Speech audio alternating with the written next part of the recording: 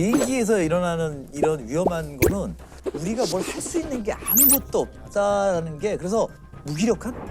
그래서 저는 이제 죽음에 대해 생각을 해볼 때 절대 이렇게 죽고 싶지 않다는 것 중에 하나가 비행기 타고 가다가 죽는 거는 정말 정말 싫은 것 중에 하나예요. 제.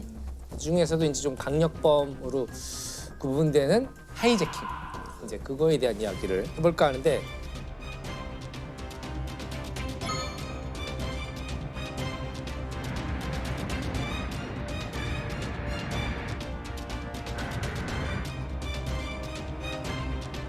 하이제킹이 왜 하이제킹인지 윤정수 씨는 아시나요? 하이제킹. 응. 제킹이 어떤 모르겠어요.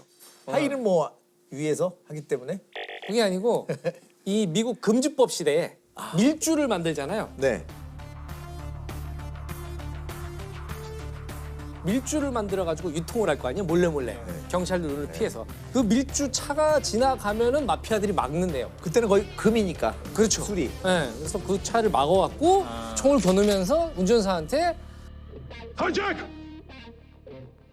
하이잭, 안녕 잭 이렇게 잭 사람 이름 할 때 잭, 잭이에요? 예, 미국에서 이제 흔한 이름이래요 당시에는. 그럼 거기서 하이 인사할 때 하이예요? 인사할 때 하이예요. 네, 그걸 거기서 따서 하이제킹. 근데 그거 좀 태워달라는 건 뭐라 그러죠? 우리 히치하이킹. 히치하이킹. 그거 몰라요? 몰랐어요. 알긴 알았는데 다 허점들이 있으셔. 그것도 혹시 뭐 사람 이름이에요? 그거 몰라요? 그럴 수 있지, 모를 수 있지. 70년대에 거의 이제 절정이었다 그래요, 하이제킹이. 어느 정도였냐면 68년에서 82년 사이 14년 동안 684건의 하이제킹이 전 세계에서 벌어졌는데 그게 8일에 한 대꼴로 공중 납치. 되게 허술할 때 그때. 사실 8일에 한 대면은 일주일에 한 번꼴로 비행기가 공중 납치 당하던 시절이 있어. 몰랐어요 진짜. 응. 상상도 못해. 그리고 우리가 하이제킹은 대부분 외국의 일들이라고 생각하는데 한국도 하이제킹 사건들이 있었거든요. 하이제킹 사건이 69년도에 강릉에서 김포로 가던 비행기에 강릉김포. 1969년 12월 11일 낮 12시 25분 승객과 승무원 51명을 태운 대한항공 소속 YS-11기가 서울을 향해 강릉공항을 막 이륙하고 있었다. 이륙하고 나서 얼마 안 있다가 이제 북한 공작원 네, 기술을 북으로 돌리라 그래가지고 이제 그 비행기가 그 칼기가 북한으로 갔죠. 아 넘어갔어요. 네, 실제로.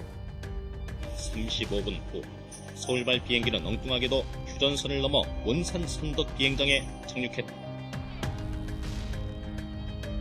와, 네. 그런 일이 있었어. 네, 실제로 내려서 그 중에 이제 그 기장과 부기장 그리고 승무원 2분 그리고 나머지 승객 7분은 아직까지도 못 들어갔어요. 나중에 이제 다른 승객들 일부만 한국에 이제 귀환이 되고 의뢰 여관에 한 사람씩 격리 수용당한 납북자들은 잔인하게 전기 고문을 가해 정신 이상자까지 냈으며 쉴 틈 없이 괴롭혔다고 폭로했습니다. 나머지 분들은 아직 못 들어오셔가지고 그 아무 죄도 없는 분들 그렇죠. 네. 지금 생사 여부는 잘 모를 텐데. 알 수가 없죠. 네, 네. 그래가지고서 내가 46년인가 엄마, 나 경기. 안녕히 계세요. 와도 맞아, 엄마.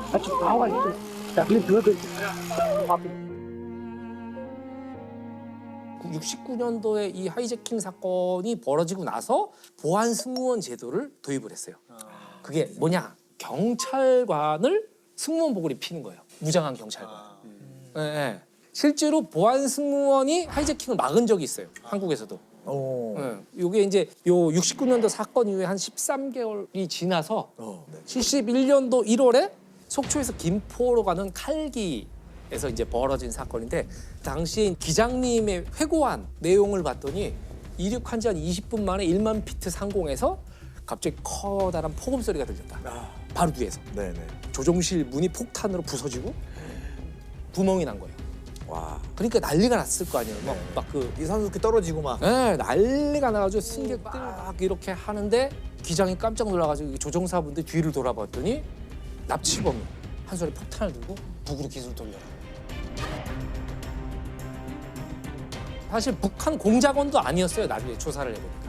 아, 월북하려는 사람인가요? 네, 그렇죠. 그렇게 봐야 될 것 같아요. 범인 김상태 집에서는 폭약과 항공기 납치에 관한 기사철이 나왔는데 이때 잽싸게 기장님이 항공기가 납치됐다.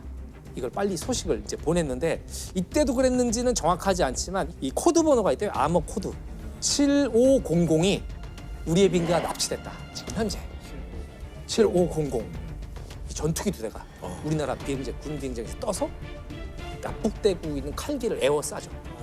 네. 우리나라에서 이런 일이 있어요. 넘어갔네요. 거의 뭐 준전시 상황이네요. 그렇죠, 지금 되면. 그렇죠. 이 납치범이 물어본 거예요. 기장한테 저 밖에 비행기 뭐냐? 저거 뭐냐? 저거 전투기 아니냐? 그 기장님이 이제 기지를 발휘해가지고 북한 영공에 왔기 때문에 미국이가 온 거다. 또 이때 승무원 한 분이 기지를 발휘해가지고 기내 방송을 어떻게 하냐면 승객들한테 지금 우리는 납치돼서 북한 영공에 진입했습니다. 갖고 있는 신분증을 모두 찢어주세요. 이런 방송을 해요. 네. 그래가지고 이제 승객들이 막 난리가 울부짖으면서 신분증을 꺼내고 막 난리를 쳤으니까 납치범은 믿은 거죠. 확실히 북한 땅으로 비행기가 들어왔구나. 납치범이 다시 한번 창밖으로 이 비행기를 확인하려고 했을 거 아니에요. 네. 확인하는 순간에 보안요원이 차고 있던 권총으로 머리를 향해서 사살합니다. 그래서 즉사하죠. 현장 즉사하는데 이제 문제가 여기서 끝난 게 아니에요. 납치범이 들고 있던 폭탄이 밑으로 떨어지면서 뇌관이 터진 거예요. 네, 뇌관이 터진 거죠. 비행기에서 2번의 폭탄이 터진다는 건 치명적이잖아요. 근데 이때 이 조종사분 중에 한 분이 그 전명세 씨라는 분이 그 순간에 이 폭탄을 덮은 거예요. 몸으로 덮어서 최악의 상황을 면했죠. 돌아가신 거예요, 그분? 그렇죠. 이분 돌아가셨죠. 아이고. 네, 이분은 돌아가셨고.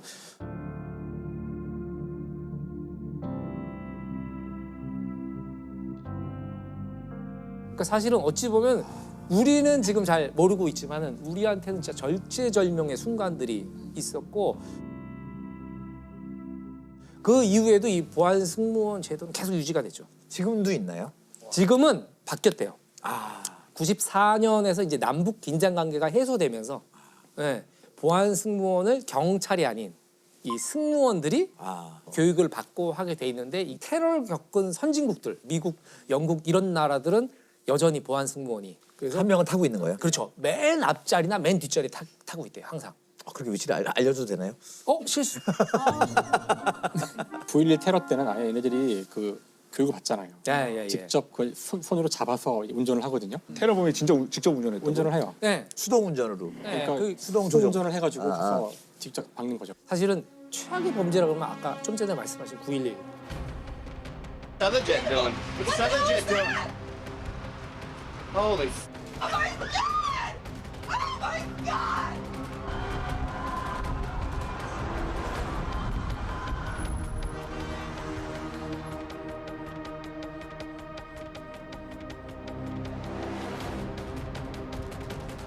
Everything will be okay. If you try to make any move, you'll danger yourself and the airplane.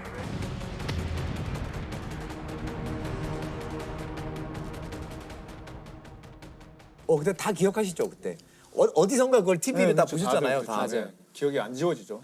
그때 이제 미국 뉴욕은 낮이었고 우리는 밤이었죠. 저녁이었어요. 저는 콘서트 연습하고 있었어요. 뭐 이런 일이 생겼대 그래서 TV를 급하게 켰던 기억이 나고 비행기가 글로 가고 있는 화면이 나오는 거예요. 중계로 보게 된 거죠. 와, 저는 그때 사부 연수원 1년 차 동네 슈퍼에 라면 사러 갔다가 천장에 붙여놓은 TV에 그렇게 그 화면이 나오는 거예요. 계속 반복적으로. 그 돈을 계산을 못하고 계속 같이 있고 그 주인 아저씨도 계속 같이 이렇게. 우리는 생생하게 뭔가를 먹으면서 일을 하면서 9시 그 생방송 중계를 우리는 생생하게 목격을 아니 해요. 처음에 4대 비행기가 무섭더라고요. 거의 동시다발적으로 공중에서 이제 미국 영공에서 납치가 되는데 근데 첫 번째 납치된 비행기가 세계무역센터 북측 타워를 타격을 하죠. It was 8:46 in the morning. That's when this stopped even resembling a normal day.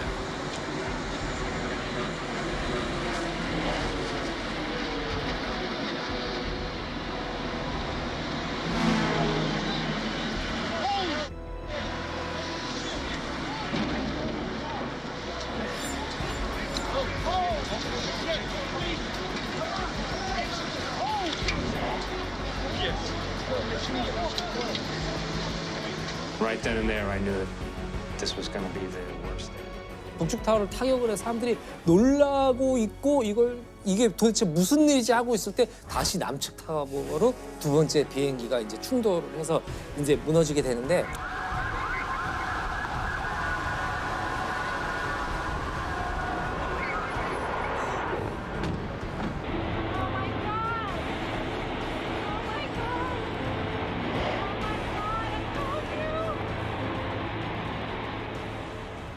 미사일, 폭탄 같은 거 칠지 않았는데 이거 왜 이렇게 엄청난 타격이 됐을까 이런 생각들을 하시는 분이 있는데 사실 우리 생각지도 못하는 것 중에 하나가 휘발유가 되게 무서운 폭탄이에요, 사실은. 휘발유라는 게 엄청난 에너지를 갖고 있거든요. 그래서 9.11 테러에서도 비행기가 이륙한 직후 얼마 안 돼서 바로 작전을 피거든요. 항공 연료를 많이 싣고 가기 때문에 거대한 폭탄이 되는 거죠. 거기가 하나의 폭탄이에요. 이 공중 납치된 세 번째 비행기가 미국 펜타곤. 네, 펜타곤. 미국인들의 자존심 펜타곤을 타격하게 되고 그리고 네 번째 비행기가 펜실베니아 남쪽 산악 지역에 떨어져요. 네 번째 비행기 같은 경우는 워싱턴 DC 쪽으로 갔기 때문에 백악관 아니면은 의사당이 목표였다. 그런데 이제 승객들이 들고 일어난 거죠.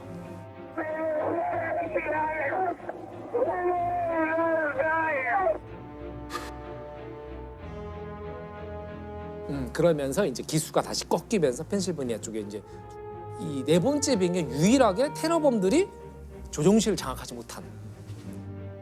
그 테러가 우연히 그 시간 그 장소에 거기 있었기 때문에 피해자들이 당하는 거잖아요. 그러니까 뭐 원한이 있었던 것도 아니고 그냥 그 자리에 그 사람이 있었기 때문에 그냥 죽은 거예요.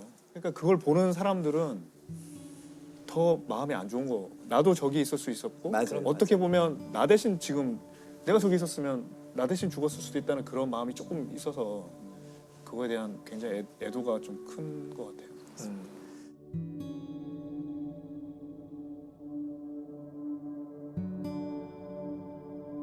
9.11 테러 이후에 변화가 있다면 어떤 게 변화가 있었을까요? 항공기 내부에서는 조종실 문 엄청나게 센 소재로 강화가 됐어요. 그래서 웬만한 폭탄이 터져도 조종실 문을 지킬 수 있게끔.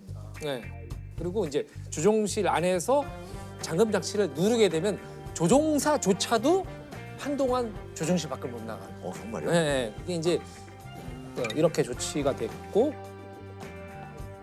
그리고 이제 조종실 밖 복도에 CCTV가 설치가 됐대요. 그래서 똑똑똑 노크하는 게 누군지 모르잖아요. 만약에 승무원을 위협하고 똑똑똑 노크를 했다 그러면 안에서 누군지 알 방법이 없었거든요. 이제는 CCTV가 달려 있고 그리고 그 전에는 가위나 문구용 칼을 갖고 탈 수가 있었대요. 그 액체류 맞아요. 예, 100ml 이상을 어느 순간부터 이제 비행기에 갖고 못 타게 했잖아요. 우리가 지금 비행기 타면서 겪는 문화는 2001년 이후에 다 생긴 거네요, 지금. 그렇죠. 그때 뭐 이후에 다 라이터 생겼고. 같은 거 뭐 몇 개 이상 못 가고 이거 다 그 검색대 앞에 뭐든지 다 물통 버리고 이러는 문화는 그 이후에 생긴 겁니다, 사실은. 그렇죠. 한번 여쭤보고 싶어요. 미국이 세계 최고의 강대국이잖아요. 아이러니컬하게도 미국이 공격받을 거라는 생각을 못 해본 거예요. 본토가. 이 미국의 방공망 자체가 저게 초일 강대국이 맞나? 미국 영공에 당시에 수천 대의 항공기들이 떠 있었을 거 아니에요. 근데 어느 비행기가 납치됐는지를 모르는 거예요. 몇 대가 납치된지도. 그래서 모든 비행기의 교신을 그러면서 납치됐을 거라고 추정되는 비행기 쪽으로 이제 전투기를 띄워요. 미국 공군에서는 격추시켜야 된다. 결정을 못 한 거죠. 근데 제가 자국민이 타고 있으니까. 그렇죠. 자국민이 타고 있고 이게 그리고 아닐 수도 있지 않느냐라는 생각. 그렇죠. 그래서 그런 생각이 들었어요. 만약에 그런 일이 절대로 있으면 안 되겠죠. 만약에 우리 영공에 그런 일이 생기면 우리 항공기가 공중 납치를 당해서 어딘가로 향해 서울 온다면. 지역으로 오고 있다면 우리가 결정권자면 어떤 판단을 해야 할 것인가? 어렵죠.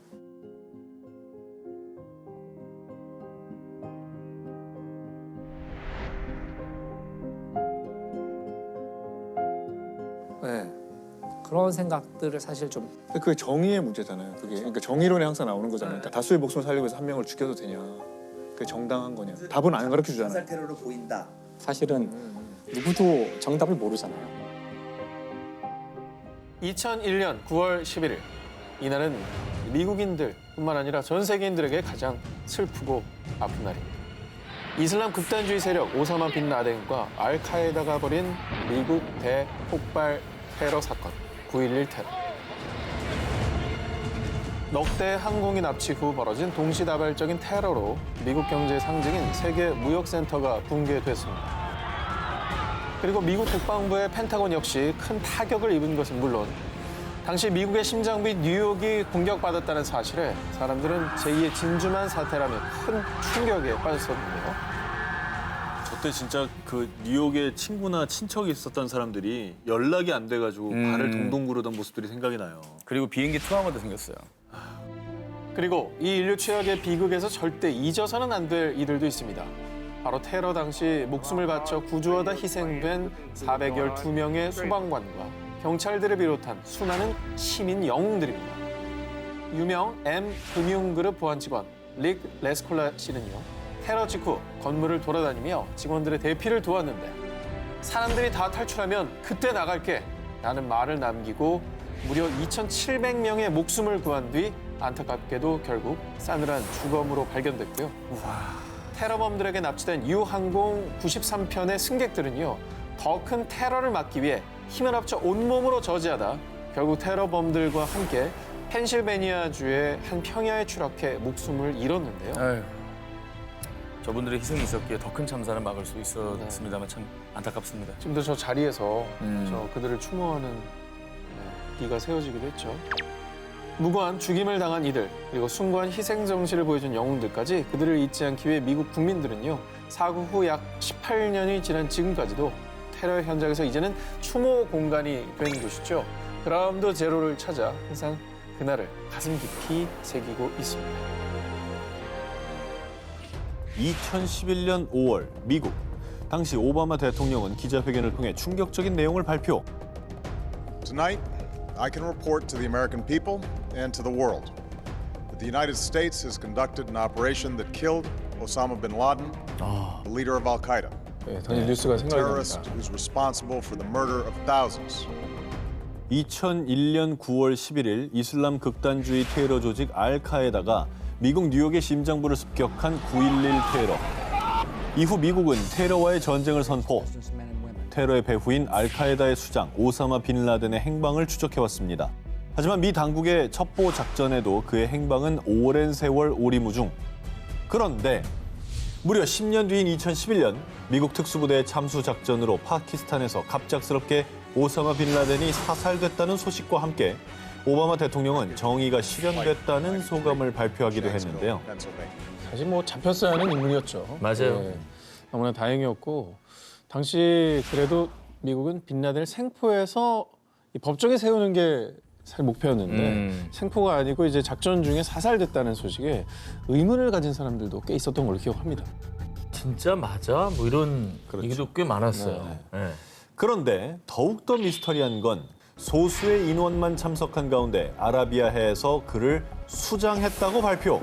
너무나도 일사천리로 그의 시신을 수습한 겁니다.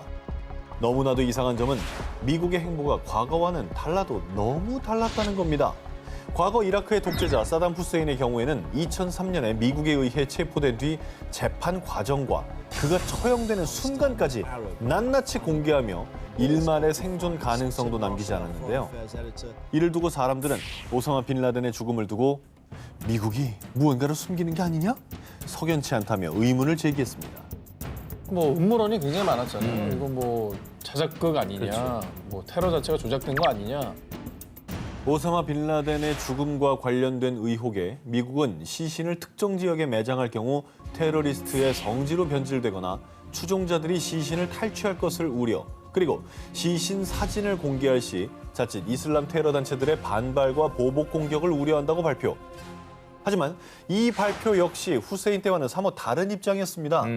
2006년 후세인 처형 당시엔 저항 세력을 무력화시킨다는 명목으로 처형된 후세인의 시신 사진을 공개했던 것과는 달리 오사마 빈 라덴의 경우 너무나도 상반된 입장을 보여 더욱 의혹을 증폭시켰습니다. 그 후세인 때 기억나거든요. 저런 사진을 공개해도 돼 싶을 정도로. 재판 때 막 얘기하는 모습도 나오고 그랬잖아요. 빌라덴의 죽음에 대한 논란이 거세지자 미국은 CIA의 얼굴 인식 기술과 오사마 빌라덴 가족의 DNA와 대조를 통해 그의 신원을 확인했다고 밝혔지만요. 확실한 증거를 내놓지 않아 그의 죽음을 둘러싼 미스터리와 보이지 않는 전쟁은 계속되고 있습니다.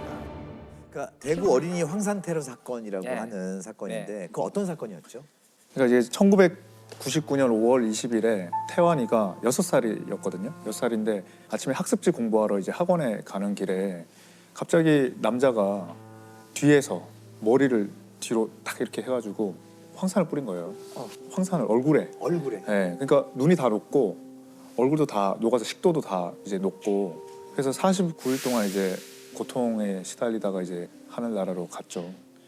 네, 그러니까 뭐 정말 말도 안 되는 일이 일어난 거죠. 그러니까 태환이가 무슨 너무 황당한 일인 거죠. 말 설명할 수도 없는. 그러니까 그 영상을 보면 너무 안 됐어요. 그러니까 붕대로 온 몸을 다 발 빼고 붕대로 감고 있는데 당시 용의자들은 있었나요? 그러니까 태환이가 지목한 사람이 있었죠. 한 사람. 네.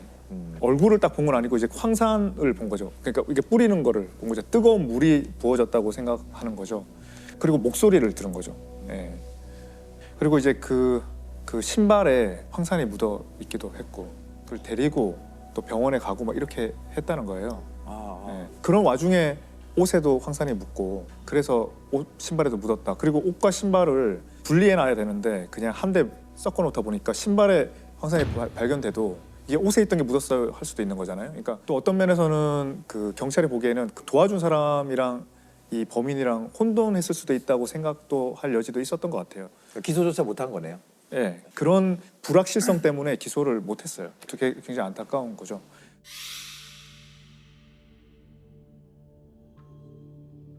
그 다음에 또 하나 처음에 이제 좀 문제가 됐던 거는 황산이 검은 봉투에 들어 있었다라는 거였거든요.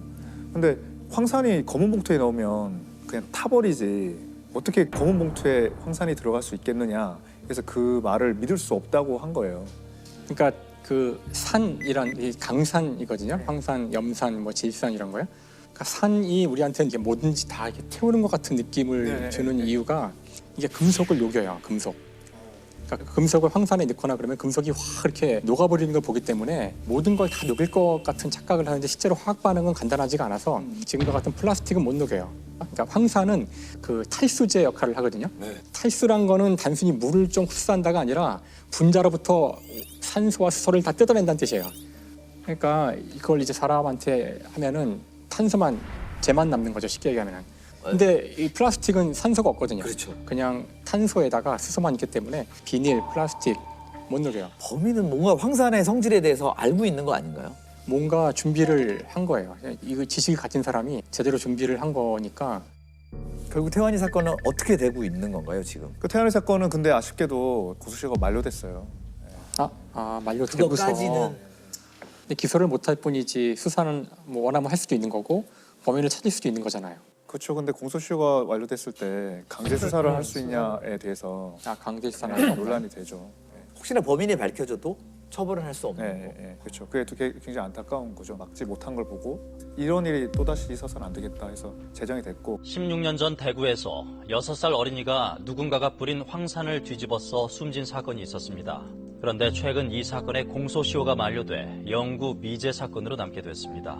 일명 태환이법이라고 불리는 형사소송법 개정안이 반대표 없이 국회를 통과했습니다. 이로써 형법상 살인죄의 공소시효는 완전히 사라지게 됐습니다. 태환이법 시행 뒤 경찰이 재수사로 해결한 장기 미제 사건은 6건이나 됩니다. 약촌오거리 살인사건이 그 첫 성과입니다. 유력한 용의자가 밝혀졌는데도 공소시효가 9일밖에 남지 않아 영구 미제 사건이 될 뻔했는데 때마침 도입된 태환이법 덕분에 사건을 해결할 수 있었습니다.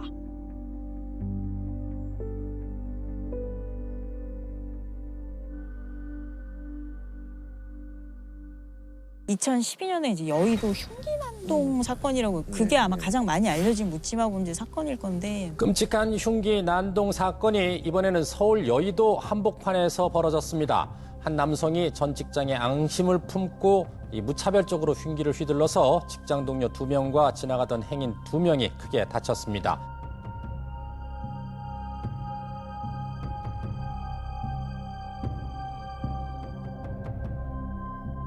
김 씨는 도주하는 과정에서 마주친 남녀 2명에게도 무차별적으로 흉기를 휘둘렀습니다.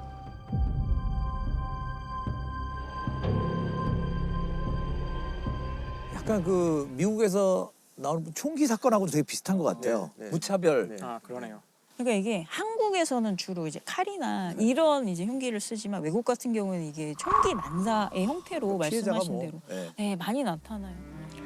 그 조승희는 8살 때 미국으로 이민을 갔어요. 그래서 He presents the stern face and strikes the pose that was very likely what his victims saw later on Monday. You had 100 billion chances and ways to have avoided today, but you decided to spill my blood.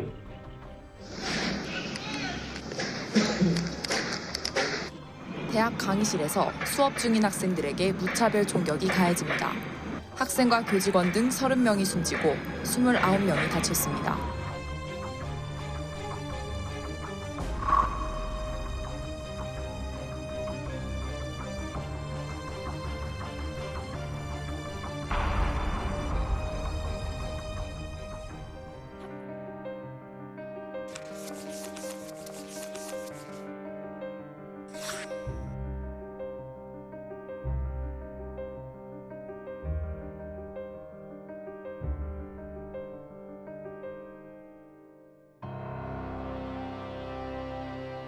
커피 요새 되게 텀블러에 많이 담아서 먹잖아요. 근데 그 텀블러와 관련된 최근에 있었던 되게 엽기적인 사건이 있는데 텀블러가 범죄에 활용된 사건이 있어요.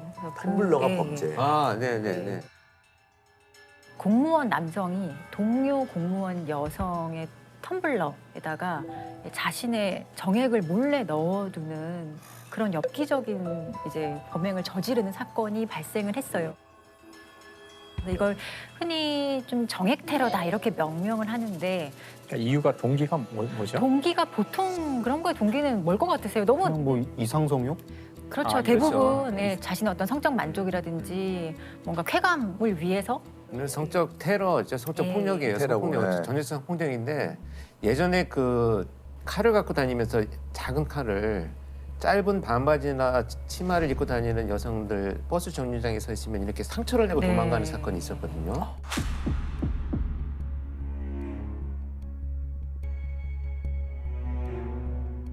그래서 수십 차례 사건이 발생해서 이거를 체포를 했는데 정말 범죄 심리학책에 나오는 딱 그대로 정답을 말했어요.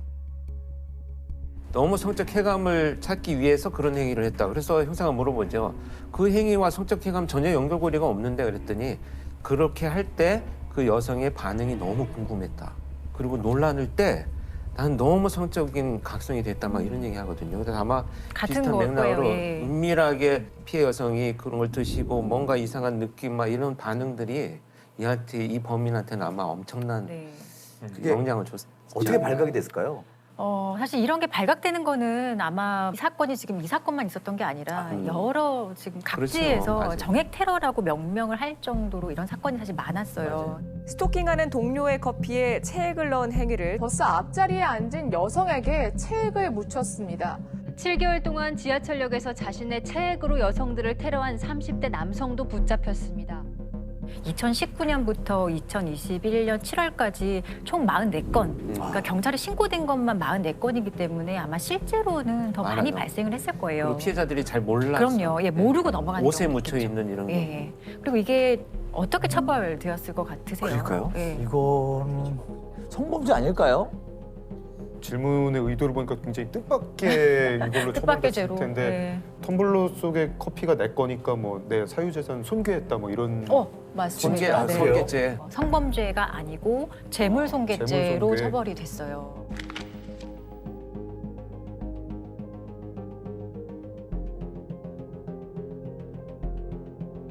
그래서 이게 왜 재물손괴죄로 처벌이 됐냐 보면 형법의 재물손괴죄를 이렇게 이럴 때 처벌한다 이런 걸 보면 타인 소유의 재물, 뭐 문서, 뭐 특수매체 기록장치 이런 것들을 손괴, 그러니까 부셔버렸거나 아예 못 쓰게 했거나 은닉했거나 그리고 또 마지막에 효용을 했을 때 처벌하는 거예요.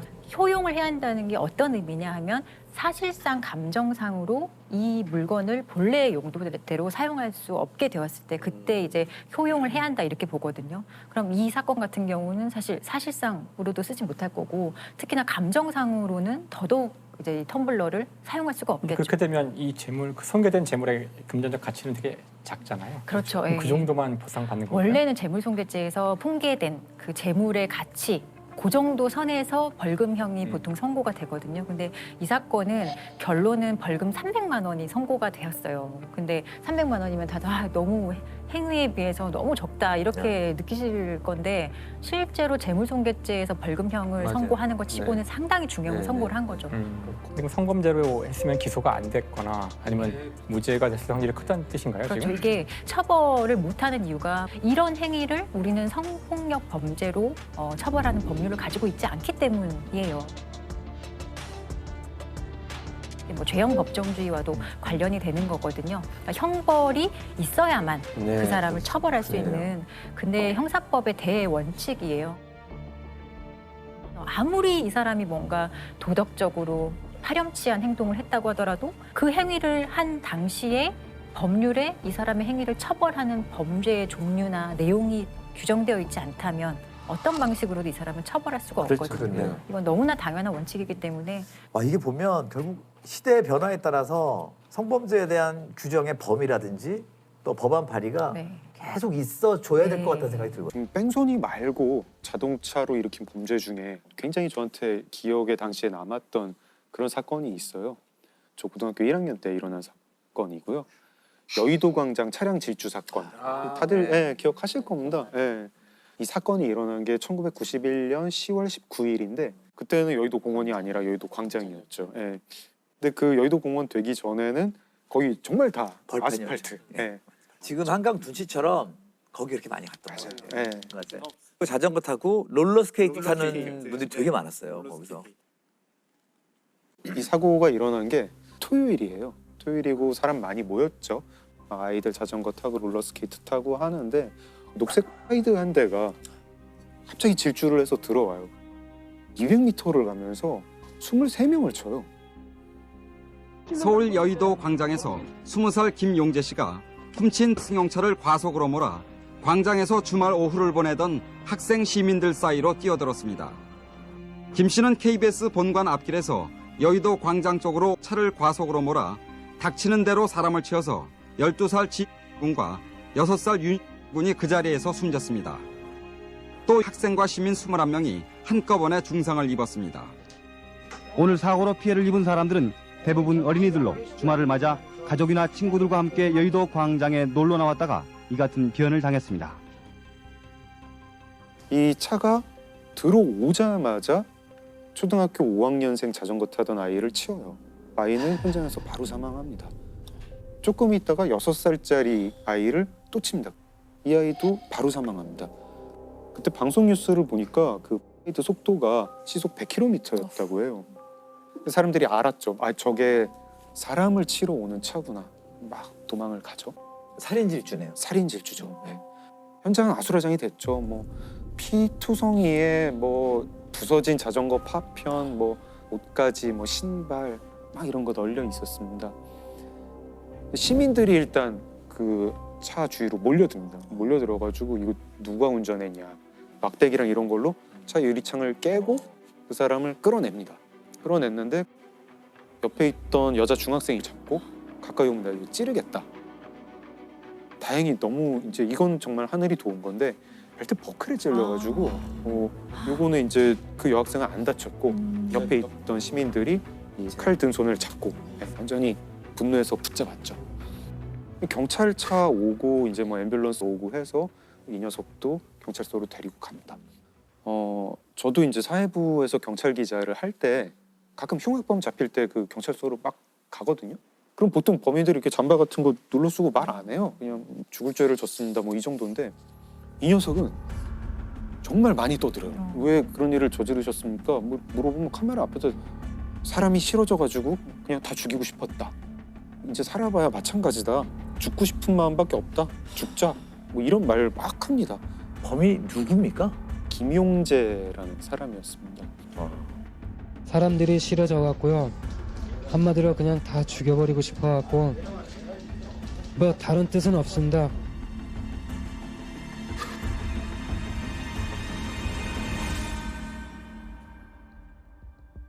좀 불행한 삶을 살긴 살았어요.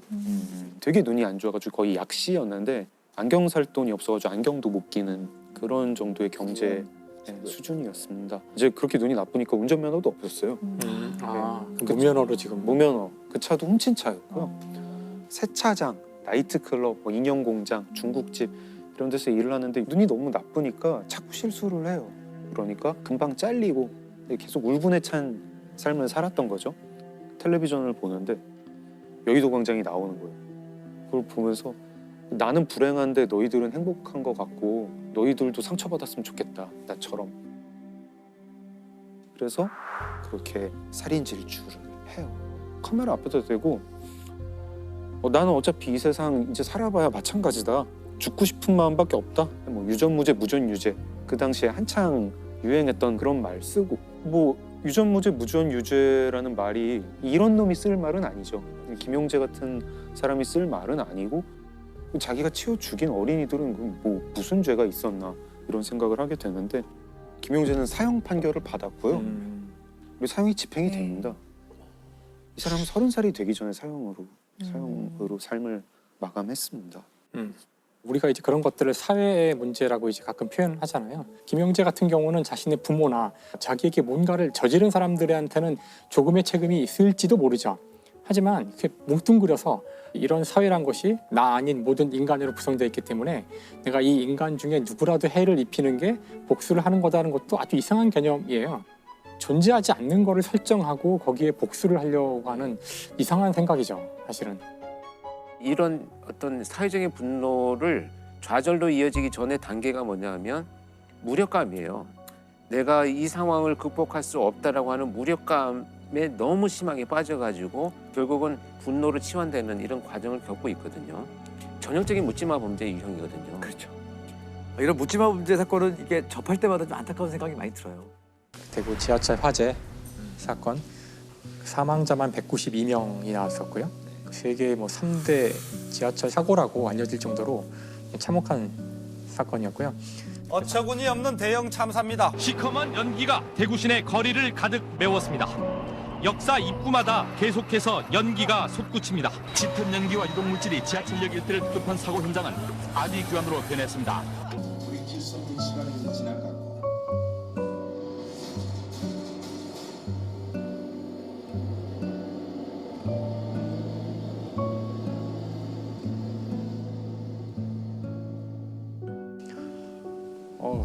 그때가 기억이 아직도 나는 것 같은데 2003년이죠. 2003년 2월 18일 오전 9시 53분이라고 그러더라고요. 지금 갔다 와서 좀 생생하게 숫자들이 막 머리에 떠 있는데 네, 이런 엄청난 인명피해를 일으킨 방화 용의자는 자신의 신병을 비관한 50대 남자였습니다. 정말 이상한 사람이죠. 본인의 어떤 신병 비관으로 이제 자살을 하려고 마음 먹은 사람인데 혼자 죽을 수 없기 때문에 다 같이 죽기 위해서 인화성 물질을 가지고 지하철을 탄 거고요. 중앙로역에 열차가 섰을 때 거기서 불을 붙인 거죠. 근데 이게 워낙 인화성이 강한 물질이라서 그 기관사가 내려서 이제 꺼보려고 했으나 실패를 해요. 그래서 실패하고 도망갔고요. 다른 승객들이 이제 119에 신고를 해서 상황실에서 알게는 됐고요. 여기까지는 거의 인명피해가 별로 없었는데 문제는 또 다른 열차가 이 역으로 들어오고 있었던 거예요. 근데 여기서부터 이제 수많은 문제점들이 생겨요. 그러니까 이제 중앙통제소에서 잘 상황을 파악을 못했고요. 열차가 들어가면 안 되는 상황인데 조심해서 들어가라고 이제 연락을 하게 돼요. 중앙로역 진입시 조심히 운전하도록 하실 겁니다. 지금 화재 발생됐습니다. 그래서 일단 열차는 들어오게 되고요.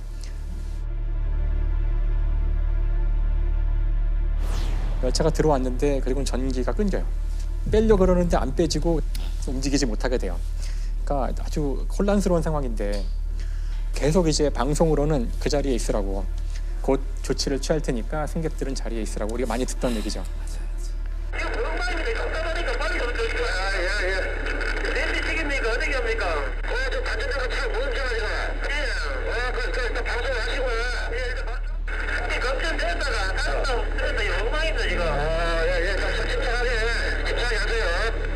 최종적으로는 이렇게 시간을 한참 끌다가 위험한 걸 판단해서 이제는 빨리 밖으로 빠져나가라고. 근데 그때 이미 상당히 늦어져가지고 마스터 키가 있는데 그 키를 뽑고 나갔다 그러더라고요. 지시를 받고. 근데 그걸 뽑으면 문이 다 닫힌대요. 차 그래 놓고 차 좀 반대로 놓고 다른 데로 더 올라가라고. 일단 반 내려야 돼. 반 내려놓고 차 들고 가야 돼.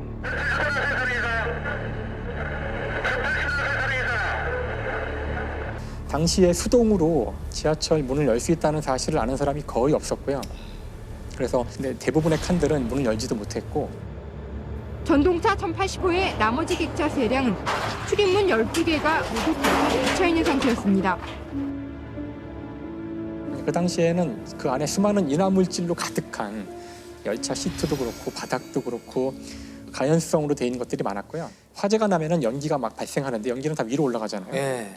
아, 밑에 있었어야 볼 수 사람들이 있는데. 도망갈 때에도 고개를 들면 이제 바로 유독가스를 흡입해서 다 쓰러지게 되거든요. 그래서 아래로 가야 되는데 아래에 충분히 있지 않았고.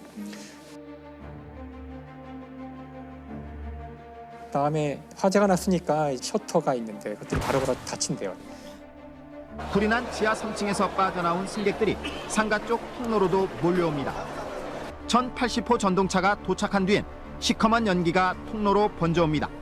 그리고 방화벽이 닫히면서 지하철 역사와 상가는 완전히 차단돼 대피 통로가 막혀버립니다. 다치면 죽을 거 아니에요. 그래서 이제 어떻게 됐냐면은 다쳐도 옆에 문이 있어요. 문이 있다는 사실 아셨어요? 이 사건 뒤에도 잘 모르잖아요. 근데 그 와중에 사람들이 문이 있다는 것도 모르죠. 거기서 수많은 사람들이 죽었대요. 그 문을 못 찾은 거죠. 이 사고가 지하에서 난 사고잖아요. 전기가 다 나갔잖아요. 하나도 안 보이는 거예요.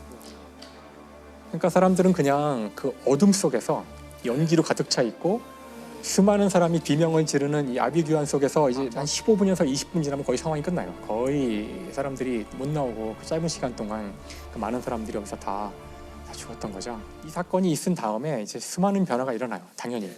지금 지하철은 다 이제 불에 타지 않는 소재 또는 연기가 나지 않는 소재들로 다 바뀌었고요. 안전등 같은 건 다 바닥에 다 있고, 그다음에 지금은 위에 이렇게 그 연기를 차단하는 이런 것들 다 만들어져 있어요. 셔터가 내려오지 않아도 연기를 차단할 수 있도록.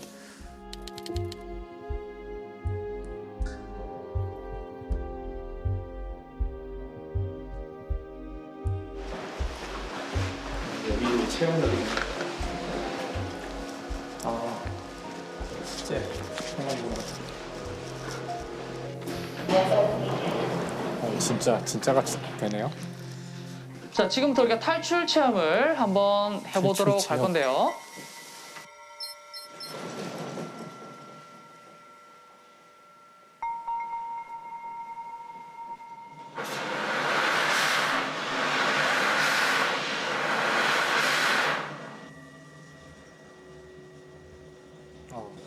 무섭네요, 벌써. 자, 탈출하세요.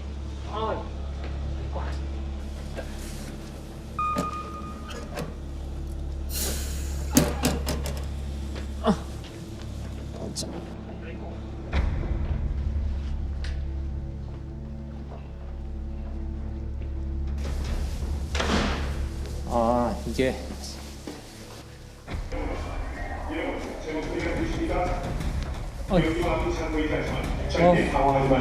되게 무섭네요. 자세를 낮추고 제 목소리를 따라 경민의 유도등과 바닥에 부산과 달리는 방향으로 침착하게 나오시네. 거의 다 왔습니다. 정면에서 제 목소리가 들리는 쪽으로 나오시기 바랍니다. 이쪽입니다. 이쪽입니다. 이쪽.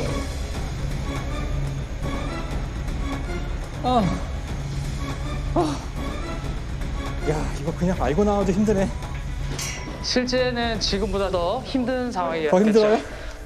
아휴, 근데 마음이 아프네요.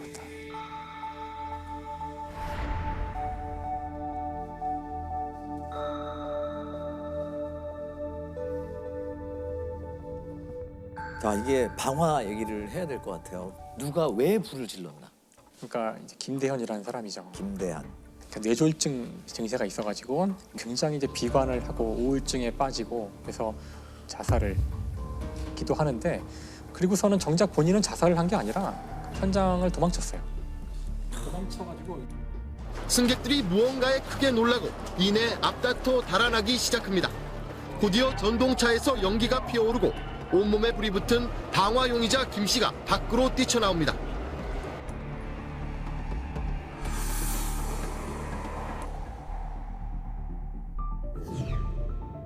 병원에 있었는데 그때 같은 칸에서 방화하는 거를 저 사람이 바로 방화범이라고 얘기해서 불과 1시간 만에 체포가 됐어요.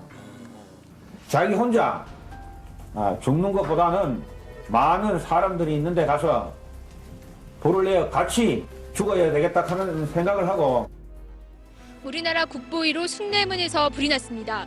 불은 40여 분이 지난 지금까지 완전히 진화되지 않고 있습니다. 2시간 반이 더 지난 상황인데요. 아직까지 불길은 잡히지 않는 것으로 보입니다.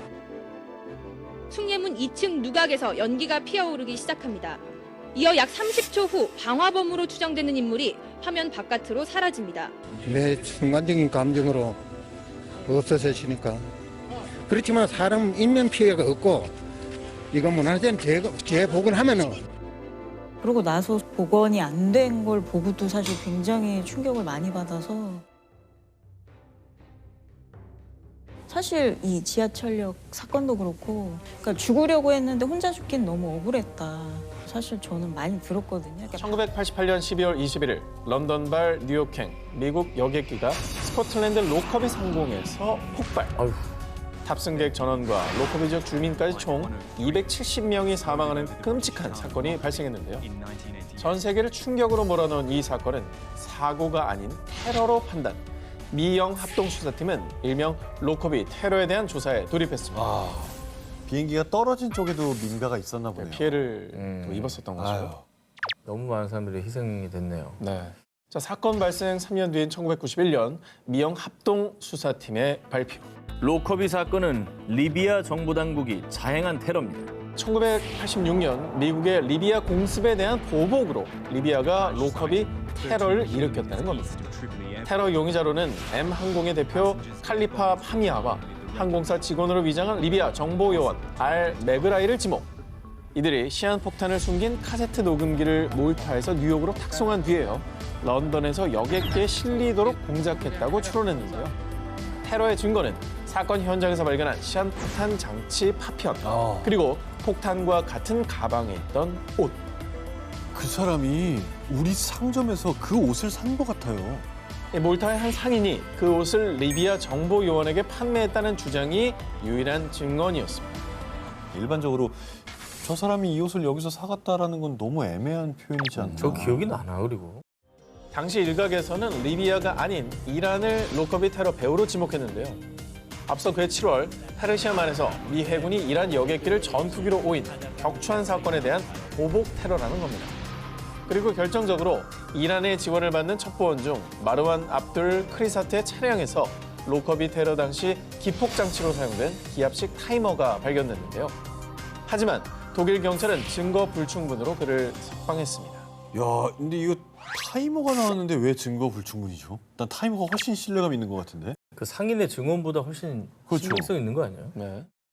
당시 리비아 당국은 미국의 용의자 신병 인도 요구를 완강히 거부했는데요. 하지만 미국과 영국은 유엔 안보리 경제 제재로 리비아를 강력히 압박. 결국 경제난에 허덕이던 리비아는 로커비 테러 책임을 인정했고요. 1999년 테러 용의자들을 인도받은 스코틀랜드 법원은 2001년 알 메그라이에게 종신형을 선고했습니다. 자, 그런데 말입니다. 복역 8년 만에 석방된 알 메그라이. 종신형이에요.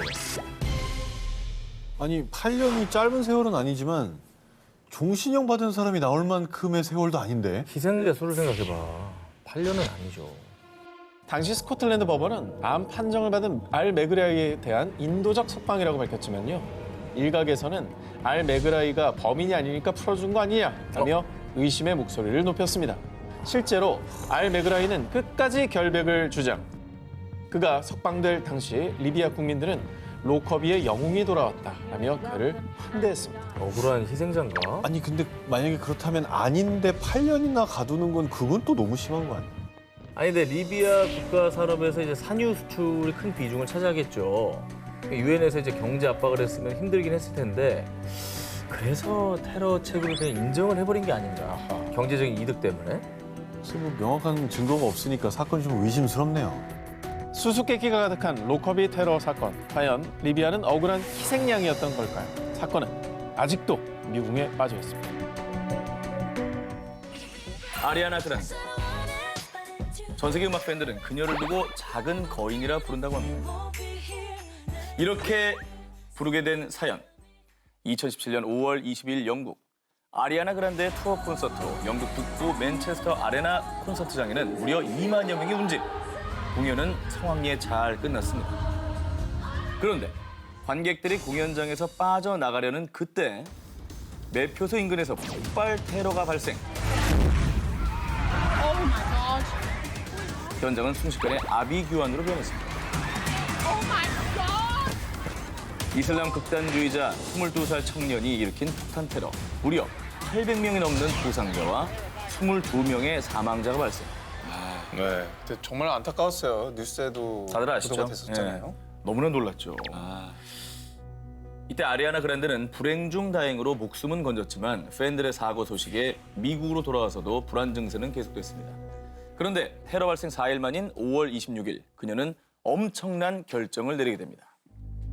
지난 며칠간 팬들만 생각이 났어요. 그리고 고통당한 모든 사람들을 잊을 수 없을 것 같아요. 그녀는 여전히 테러 위협에 고통받고 있을 사람들을 위해 다시 영국의 맨체스터로 돌아가기로 한 것입니다. 사실 다시 찾기도 무서웠을 텐데 정말 대단한 결정을 한 거예요. 그렇죠. 팬도 팬이지만 본인도 얼마나 그 기억이 날 거예요. 그럼요. 테러 발생 13일 만인 2017년 6월 4일 아리아나 그란데는 맨체스터 자선 콘서트인 원 러브 맨체스터 콘서트를 개최. 동료 가수인 마일리 사이러스, 케이트 페리, 저스틴 비버, 블랙 아이드 피스, 전 오아시스 멤버 리암 갤러거 그리고 콜드플레이까지 합류합니다. 멤버들이 아주 환해졌네요. 힘을 실어준 거죠? 그렇죠. 네. 그리고 피날레 무대는 폭탄 테러 희생자들을 추모하는 마음을 담아 Somewhere Over the Rainbow로 장식을 한 그녀.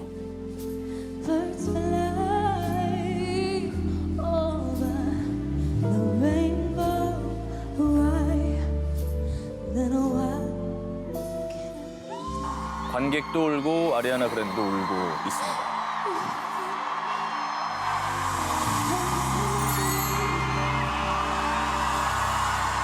자, 이후에 테러 주기인 2018년 5월 22일 아리아나 그란데는 자신의 짹짹이에 맨체스터를 상징하는 벌과 함께 내 모든 빛과 열정을 보냅니다. 당신들을 사랑해요라는 글을 남기며 맨체스터 테러 희생자들을 위한 헌정곡 Get Well Soon을 발표하게 됩니다.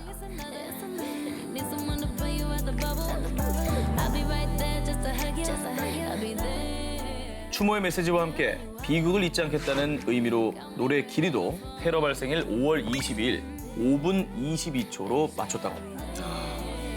정말 그러니까 온 마음을 다해서 응원을 보내는 거죠. 전 세계를 감동케 한 작은 거인 아리아나 그란데. 그 용기 있는 선행 앞으로도 계속 저희가 응원하겠습니다.